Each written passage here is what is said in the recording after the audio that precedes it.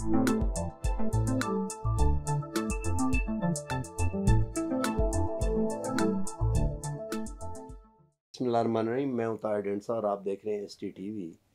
America एक super power है और अपनी मिलिट्री प्रोवेस को मिलिट्री मशीन के ज़रिए प्रोजेक्ट कर सकता है और अपनी इकनॉमिक पावर को भी इंस्टीट्यूशंस के ज़रिए प्रोजेक्ट कर सकता है, जिसमें इंटरनेशनल मॉनेटरी फ़ंड है, वर्ल्ड बैंक है, इस्लामिक डेवलपमेंट बैंक है, एशियन डेवलपमेंट बैंक है एंड अदर इंस्टीट्यूशंस। चाइना भी एक सुपर पावर बन गया और अपनी मिलिट्री पावर को अपने हवाई जहाज़ और ग्लाइड व्हीकल्स और डिफरेंट मिलिट्री पावर के थ्रू प्रोजेक्ट कर सकता है। लेकिन ये समझा जाता था कि चाइना अभी तक अपनी इकनॉमिक प्रोवेस को प्रोजेक्ट करने के काबिल नहीं हुआ और इंटरनेशनल इंस्टीट्यूशंस पे अभी लंबा अरसा वेस्ट का कब्ज़ा रहेगा। लेकिन गुज़िश्ता चंद सालों में बड़ी तेज़ी से हालात ने पलटा खाया और तब्दीली आई है। अब अगर आपने इंटरनेशनल मॉनेटरी फ़ंड के पास भी जाएं तो चाइना की गारंटी चाहिए होती है कुछ चीज़ों में, और उन्होंने ट्रेड भी शुरू कर दी है अब करना अदर देन डॉलर। तो जो ओपेक है उसमें वो बायलैटरल, तो जो डेट स्वाप्स हम सुनते आते थे कि जो कंट्रीज़ के साथ करते हैं लोन दे के, ये स्टेट बैंक इंस्ट्रूमेंट, तो डेट स्वाप तो जो है वो उस तरह इफेक्टिव पर ना रहे उस तरह करने के लिए।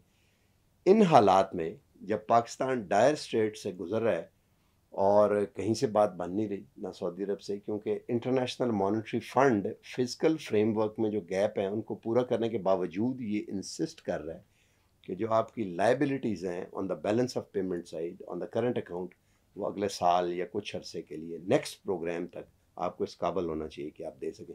पैसे कोई दे नहीं रहा।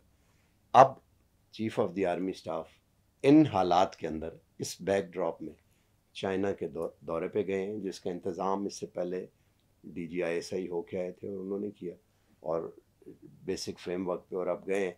बताया जाता है कि 2-3 चीज़ें, जिसमें एक $3 बिलियन का बजटरी सपोर्ट या बैलेंस ऑफ बजटरी सपोर्ट, या गालिबन मुझे ये लगता है कहा जाता है बजटरी सपोर्ट, बट लगता ही है कि बैलेंस ऑफ पेमेंट के लिए शायद पूल करें $3 बिलियन, और तेल की ख़रीद और फ़रोख्त में जो ईरान और सऊदी अरब के साथ है उसके थ्रू भी कुछ, और CPEC के डिफरेंट प्रोजेक्ट।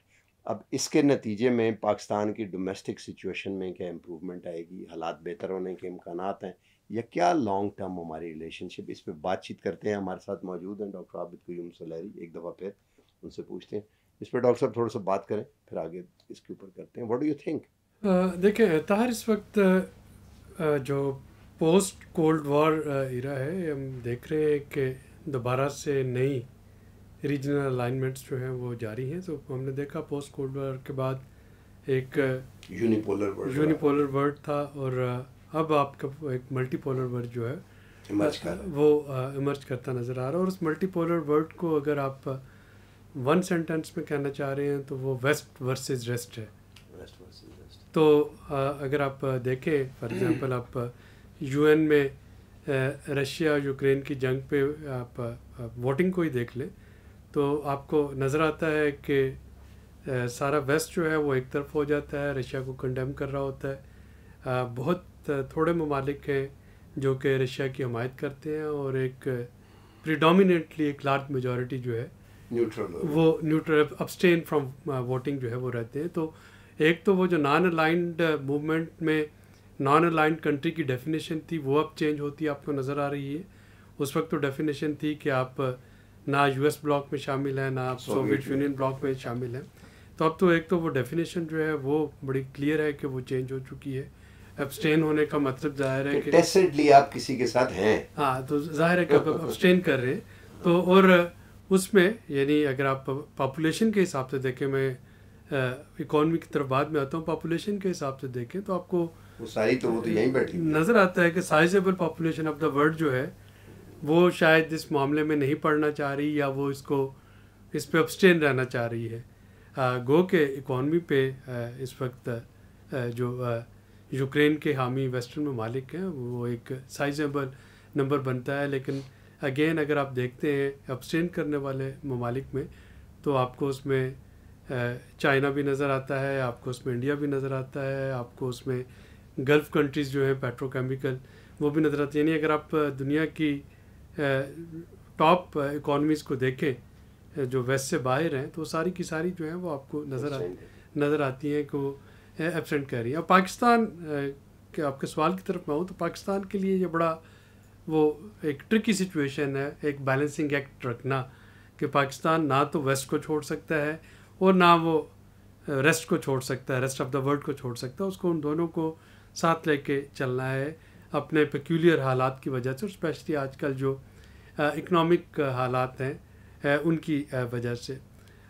چوائسیز جو ہے وہ کرنا مزید مشکل اس لیے ہوتا چلا جا رہا ہے کہ ایک طرف آپ کے پاس آئی ایم ایف ہے اور دوسری طرف آئی ایم ایف کی ڈیمانڈ، جس میں کہ میں یہ سمجھتا ہوں کہ آئی ایم ایف اور ویسٹ جو ہے وہ اس وقت پاکستان کو پش کر رہا ہے ریسٹ آف دا ورلڈ کے پاس. جب ہمیں یہ کہا جاتا ہے کہ اچھا جی آپ کو آئی ایم ایف کا لون تو مل جائے گا، لیکن پہلے آپ جو non I M F resources ہیں ان کے ساتھ جا کے آپ اپنے معاملات طے کریں، نہ صرف رول اوورز بلکہ ایشورنسز بھی.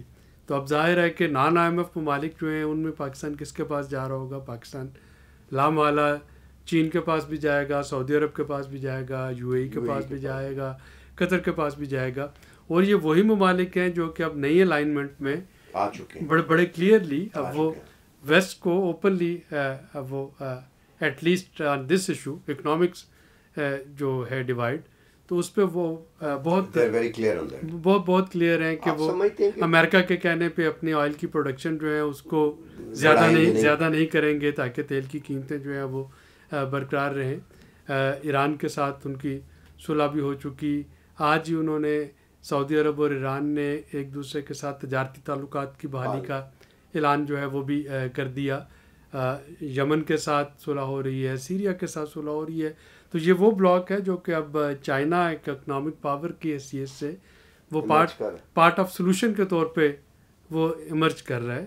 اور اس پارٹ آف سلوشن میں ظاہر ہے کہ پاکستان اب اگر چائنا کی طرف جاتا ہے اور چائنا سے پاکستان کچھ سپورٹ جو ہے وہ ایکسپیکٹ کر رہا ہے اس ساری صورتحال سے باہر نکلنے کے لیے آئی ایم ایف کی، تو یہ کافی ریئلسٹک پاکستان. تو آپ کو سمجھتے ہیں کہ ملے اس کا کچھ ڈومیسٹک ہمارے یہ جو ہمارا پولیٹیکل ٹرم آئل ہے اپ ہیول جسے کہتے ہیں، ایک سال سے کوئی اثر پڑے گا اس پہ؟ پیس مینٹین میرا نہیں خیال کہ اس وقت آپ کو دوست ممالک اسپیشلی یہ جو چائنا، سعودی عرب، یو اے ای، قطر، ان کی کوئی پریفرنس ہوتی ہے. ان کی ذاتی دوستیاں ہونا ایک علیحدہ چیز ہے، لوگوں کی ایک دوسرے کے ساتھ ہو سکتی ہیں جو اسٹیٹ پرسنز ہیں، لیکن آپ دیکھیں یہ وہ ممالک ہے جنہوں نے ہر حکومت کو، پاکستان میں آنے والی ہر حکومت کو وارم ویلکم کیا ہے اور اس کے ساتھ انہوں نے بڑی گرم جوشی کے ساتھ کام کیا ہے. تو ان کی دوستی جو ہے وہ مملکت پاکستان سے ہے، نہ کہ ان کی دوستی کسی خاص پولیٹیکل پارٹی سے ہے.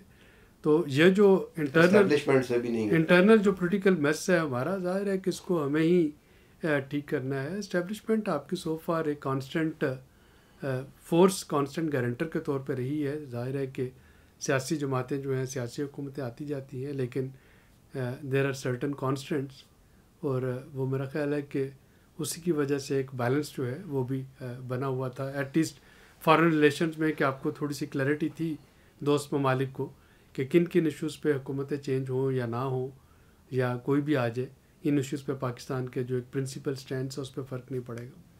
تو ابھی وہ سعودی عرب وغیرہ وہ ڈیلی کر رہے تھے، بگا دیتے تھے، نہیں دے رہے تھے، رک رہا تھا. تو آپ سمجھتے ہیں کہ وہ چائنا کے ساتھ یہ جو ابھی دورہ ہے اس کے نتیجے میں آگے وہ امکان ہے کہ شاید اگر وہ 3 بلین دے دیتے ہیں تو کسی حد تک گیپ ہوگا، وہ بھی کریں گے، لیکن ڈو یو تھنک کہ چائنا کچھ اس کے نتیجے میں کوئی ڈیمانڈ، تو ایک ذرا ہارڈ ورڈ ہے، کچھ وہ چاہیں گے کہ ہم ڈومیسٹیکلی ہو تھوڑا سا اس کو چینج؟ فار ایگزامپل اگر میں بالکل اسٹریٹ آف سے کویشچن کروں تو اس سے پہلے تو ہر پولیٹیکل سیٹ اپ کی جو گارنٹر ہے وہ پاکستان ملٹری رہی ہے، لیکن گزشتہ 1 سال میں تو اس طرح سے پاکستان ملٹری کی جو پروگریس ہے وہ پیس کم از کم مینٹین کرنے میں تو وہ اس طرح وہ نہیں کر سکے. تو do you think they will push for elections and all that کہ سپریم ملٹی لیٹرل بہت سے انسٹیٹیوشنز کو انوالو کر کے گارنٹی پالیسی کی کنٹینیوٹی کی وہ چاہیں گے؟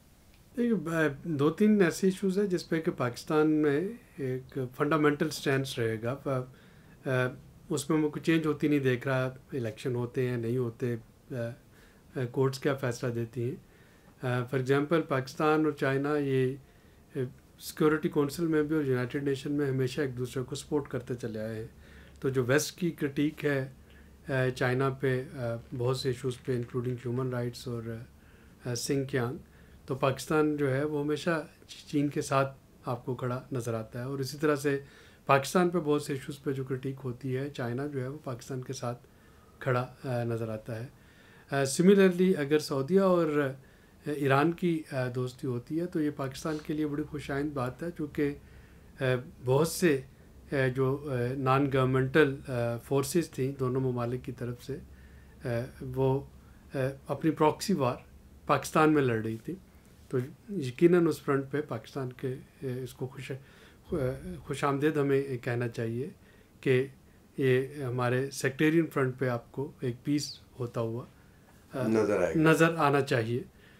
تو آپ کے سوال کا جو مختصر جواب ہے کہ میرا نہیں خیال کہ اس وقت چین یا سعودی عربیہ یا یمن وہ جو یو اے ای ہے وہ کچھ اس قسم کی گارنٹی مانگیں گے کہ نیکسٹ الیکشن ہوتے ہیں یا نہیں ہوتے.